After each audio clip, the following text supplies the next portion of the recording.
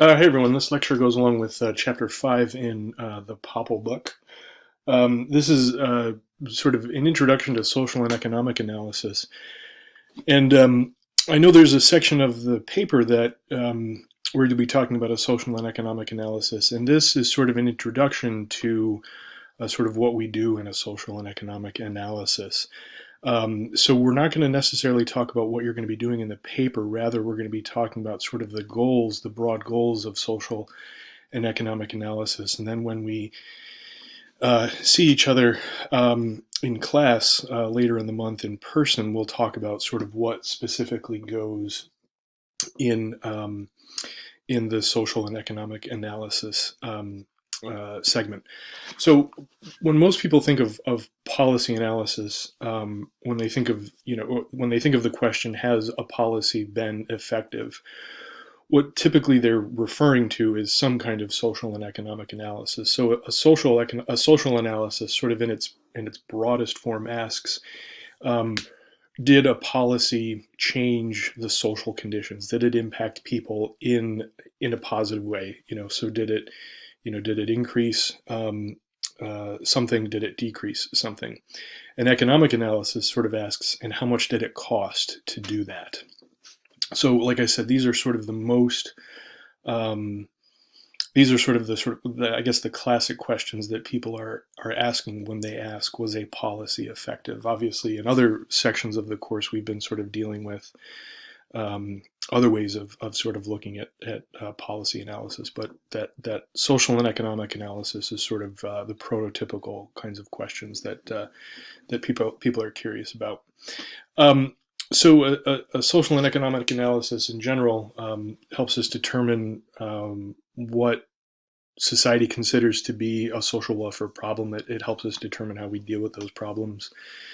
And then it helps us choose the interventions. It helps us choose the policies that we do. And then it asks generally, what are the consequences of, or what are the costs and consequences of doing something, and what are the what are the costs and consequences of doing nothing? And that actually gets at this idea called opportunity cost that we'll talk about here in a few minutes.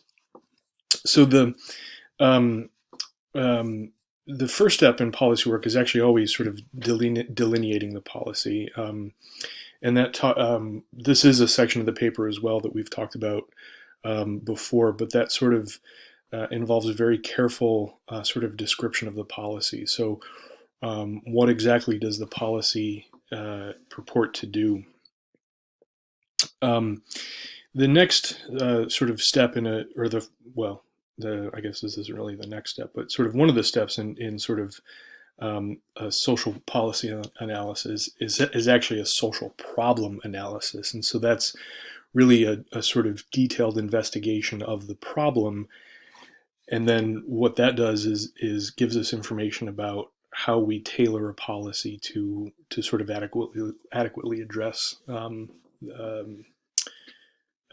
adequately address that problem. So in a social problem analysis, what we're trying to do is really listed in that first bullet point, trying to really fully understand the problem that the policy seeks to address.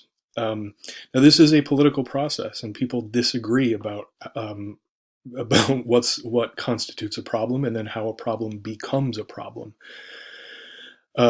Poverty is sort of a great example. Some people think that poverty is a consequence of personal choices, that it's the fault of the individual, and so to change poverty requires sort of changing individual behavior. Other people would argue that poverty is sort of a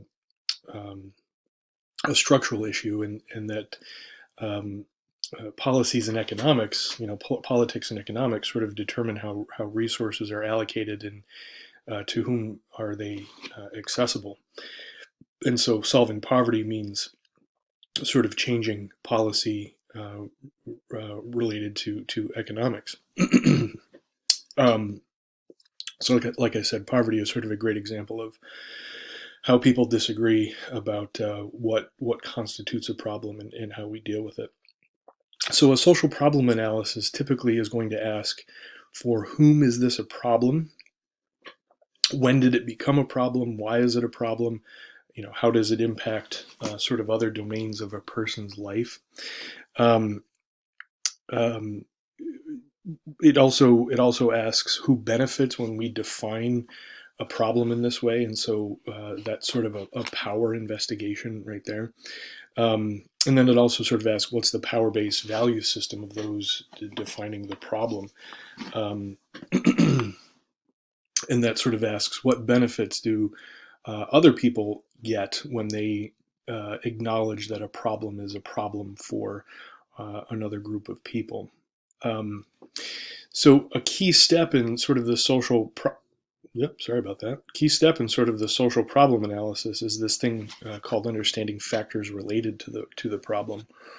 Um, and this is, in a sense, very similar to what we did in a lit review in other semesters. So when we're looking at factors related to the problem, we're looking at things that precipitate the problem. So what are the causes of the problem? What things lead to the problem?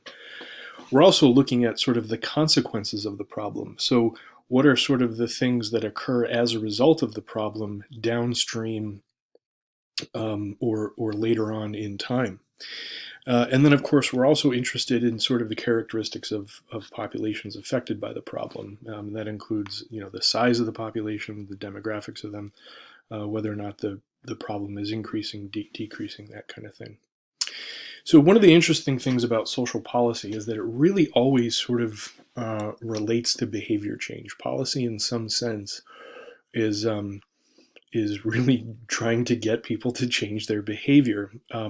The issue, and Popple sort of talks about this at length in the book, the issue is that people making policy rarely explicitly state a theory of human behavior.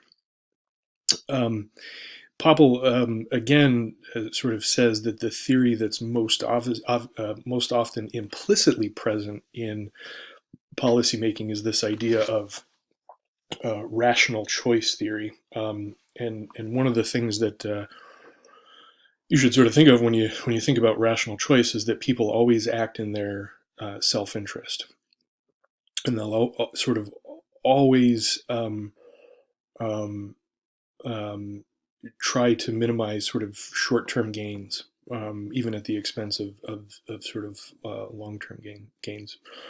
And so one of the terms, it's not really a word, it's sort of a phrase that was invented as a result of, or invented by rational choice theorists, is this idea of minimax. And that's compressed together in one word, minimax. And so the mini part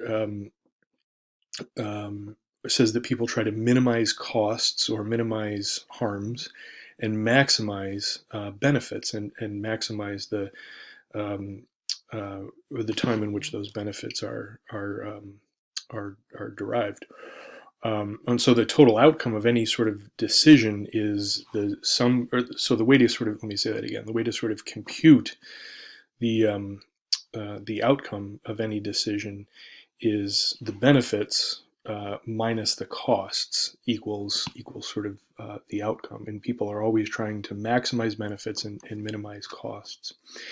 The issue with sort of always basing policy in sort of this idea of rational choice theory is that people don't always act rationally. They don't always act in their own self-interest. Sometimes they act in the interest of families, in the interest of other institutions. Sometimes people try to maximize long-term gains at the expense of short-term gains, although that's not typically true of people who are sort of dealing with scarce resources. But one of the sort of criticisms by social work of sort of relying on rational choice theory as sort of the default theory for policymaking is that there's many other sort of good ones to choose from. So one of the things that we're doing in sort of a social analysis too is looking at what values are sort of contained in the policy. Popple in one part of the book it talks about actually a guy who was he was a political theorist working in the 50s. His name was David Easton, and he defines politics as sort of um, the imposition of a set of social values, sort of considered to be um, more correct or morally superior onto groups that have sort of less power. Um, and indeed, most social workers would argue that we can understand social policy from sort of a values based place. So, for example, welfare reform in 96 was titled the Personal Responsibility and Work Reconciliation Opportunity Act or something of that nature.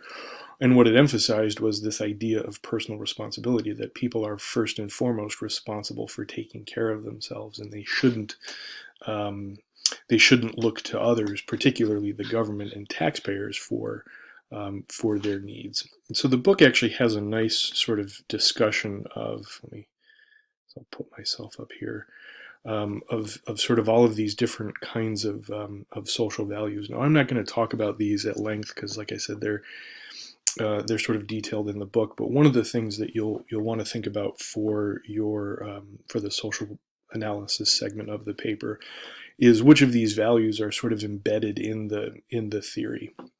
I'm sorry, which of these values are sort of embedded in the policy, um, and sort of why they're important. Now, you can be critical of some of these things if you want to, um, but it's sort of interesting to me to think about policy as a way to um, change behavior and change a person's sort of moral code. We have to ask ourselves if it works, or if it works some of the time for some populations, if it works all of the time, or not. See, I'll put myself back down here. So then, in a social and economic analysis, one of the things to articulate is sort of always the desired outcomes. What does the policy hope to change? What does it intend to change? Most policies have multiple goals, and they might be goals that sort of exist at the micro and macro level.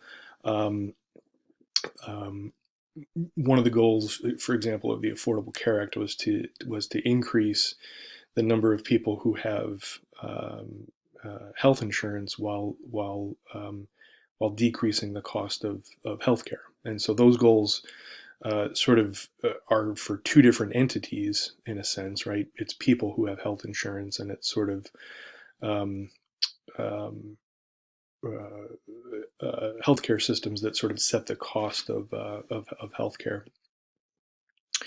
And in a sense, those goals are conflicting as well. And then latent and manifest, we talked way back in the lecture for week one. Remember, manifest goals are sort of those things that can be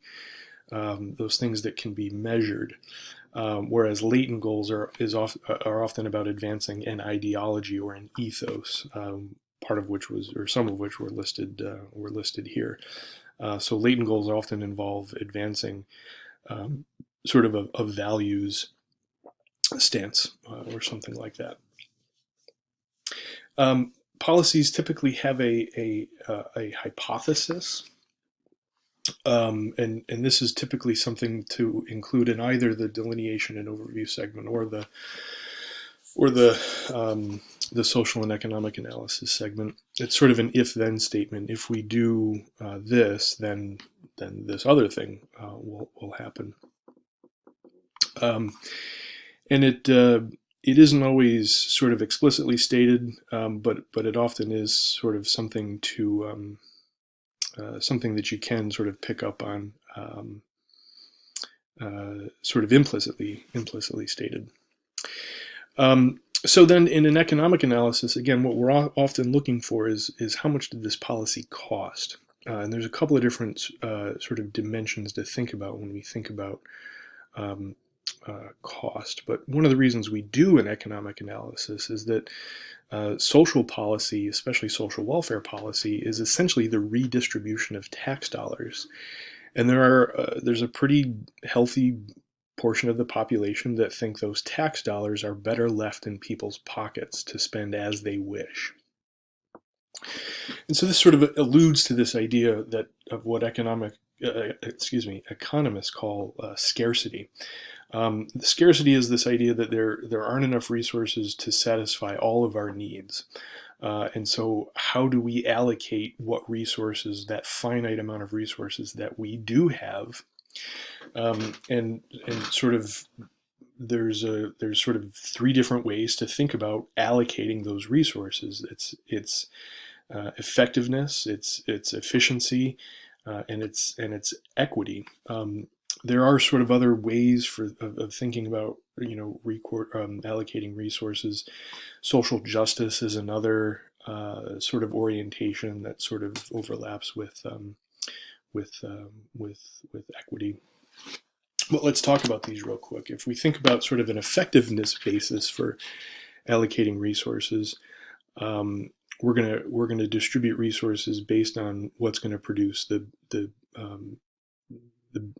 biggest amount of change. If we're looking to do it efficiently, we're looking to distribute those resources so that change occurs most quickly. And if we're trying to allocate resources based on equity, what we're doing is trying to raise up the standard of living for a certain group of people who don't have as much as other people. There's obviously arguments for each one of these, and this is something we'll talk about when we see each other next. But again, this is sort of an orientation to sort of the questions present in an economic analysis. And then some of the questions that we're also asking have to do with macroeconomic factors. How does this increase or decrease productivity? How does it impact profits? One example of that would be the Affordable Care Act again, when it mandated that employers, extend healthcare coverage. Employers of a certain size, people were sort of up in arms that it would negatively impact the profits of some companies that weren't already providing health insurance. Now they had to incur an additional expense.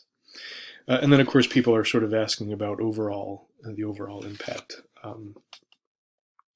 to the economy. So a cost-benefit analysis is essentially the principle of rationality applied to sort of a macro scale. So a cost-benefit analysis asks if the benefits of a policy are in excess of the cost.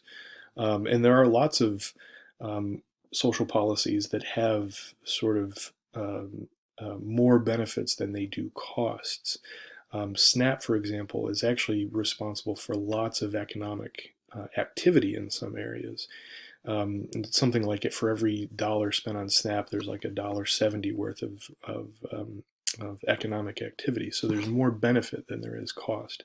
Those numbers might not be quite accurate, but it is something of that nature. Then there's sort of this thing called an opportunity cost, which is what's the difference between, or let me rephrase this a different way. So an opportunity cost is what are we missing out on when we choose to devote our resources to problem X? What are, since resources are scarce, like we said a second ago, what are we missing out on? And so typically the opportunity cost looks to prioritize social welfare spending to what's going to have the biggest benefit for the most amount of people. And then the last thing that we're looking for sort of in an economic analysis is the cost to individuals and the impact on consumers. This sort of has to do with this idea of fairness, and that's where we get into this doctrine of less eligibility. Now, the doctrine of less eligibility was also something that originated in Britain, and that's something that that we in the U.S. have sort of imported. We've sort of imported a number policy things from them, but this is one of them as well. And the original doctrine of less eligibility said that conditions in poorhouses couldn't be better than sort of the uh, the worse off person who who didn't access a poorhouse. So, in other words, what the rationale here is that they didn't want to incentivize people to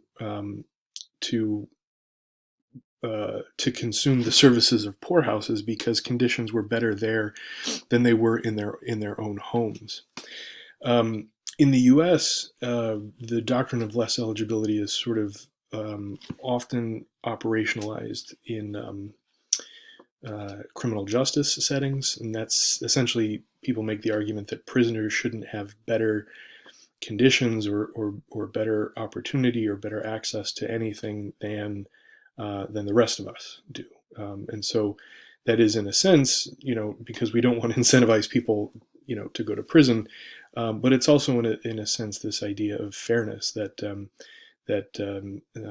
people end up in prison because they did something wrong. They shouldn't be they shouldn't be getting a certain level of comfort and care that the rest of us don't have access to. And so one of the questions we're sort of always asking in an economic analysis is this doctrine of less eligibility something that's been satisfied? So at any rate, I will end it there. As always, feel free to reach out if you have any questions. All right, thanks.